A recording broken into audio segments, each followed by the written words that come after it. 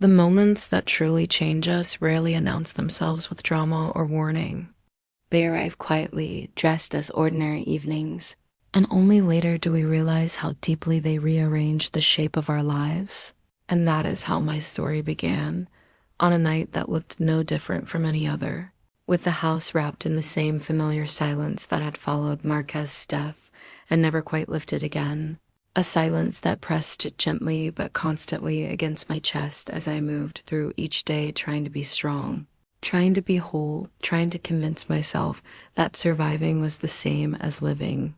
And in that quiet, Liam and I found ourselves sharing the living room, the television glowing softly, an action movie playing with its predictable rhythm of noise and emotion, something easy, something safe, or so I thought, as he sat beside me on the couch, relaxed in a way I hadn't noticed before, his posture open, confident, almost startlingly grown. And it struck me then, not all at once, but like a slow realization creeping in, that the boy I had helped raise after marrying his father was gone, replaced by a young man whose presence filled the room differently, whose shoulders seemed broader, whose expressions carried more weight, more thought, more feeling. And I told myself not to linger on that awareness, reminding myself firmly of who we were to each other, of the roles life had assigned us. Yet something in the air that night felt unsettled, as though the house itself was holding its breath. And as the movie unfolded, Liam shifted slightly, resting his arm along the back of the couch, not touching me, but close enough that I became acutely aware of the space between us, of how charged even that small distance felt. And when our eyes met, it was only for a second, but in that second, I saw a seriousness in his gaze that made my stomach tighten.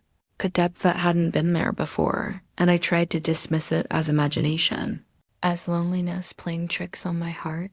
But when he spoke my name softly, hesitantly, the sound of it carried something new, something almost fragile.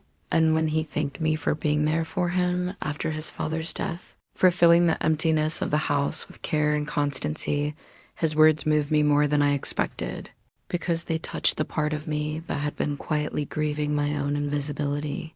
The way I had poured myself into holding everything together without ever admitting how alone I felt.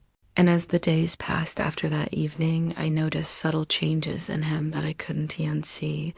The way he lingered in rooms I was in, the way he offered help without being asked, how his attention felt focused, intentional, not careless or casual.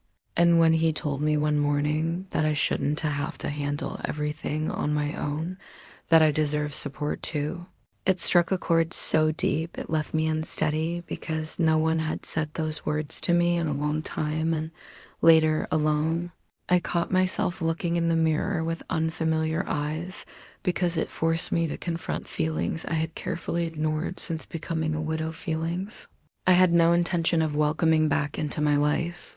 Yet they were there, quietly resurfacing. And when Liam planned a birthday dinner for me days later, transforming the house into something intimate and thoughtful, the care behind the gesture left me overwhelmed, not because of romance, but because of intention, because of the way he had listened and remembered and acted with a tenderness that felt far too personal. And throughout that evening, the conversation drifted from memories to unspoken truths, from shared loss to quiet longing. And when he spoke about my loneliness with such certainty, as if he saw it clearly for the first time, I felt exposed in a way that frightened me. And though nothing overt happened, no lines crossed, no actions taken that could not be undone, the emotional closeness that settled between us felt heavier than anything physical could have been, a closeness that demanded acknowledgement. And when I eventually retreated to my room that night, it was not from danger, but from the weight of realization, from the understanding that something fundamental had shifted, that I could no longer pretend everything was unchanged, because it wasn't. And lying awake in the dark, I replayed every word, every look, every moment of shared silence, understanding that attraction does not always announce itself through touch, that sometimes it lives in empathy, in recognition, in being truly seen by another person at a time when you feel most invisible. And I knew then that this connection, however unspoken and unresolved, would change the course of my life. Not because it led immediately to action, but because it forced me to confront truths about myself I had buried for years.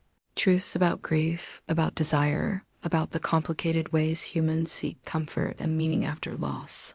And as I drifted into sleep that night, I understood that this was not an ending or a beginning, but a turning point. The moment where innocence gave way to awareness, where the ordinary quietly transformed into something that would ripple through every choice I made from that day forward. And whatever came next, whether restraint or reckoning, I knew one thing with absolute certainty: my life would never feel simple again. And this story, born from silence and shared vulnerability, was only just beginning.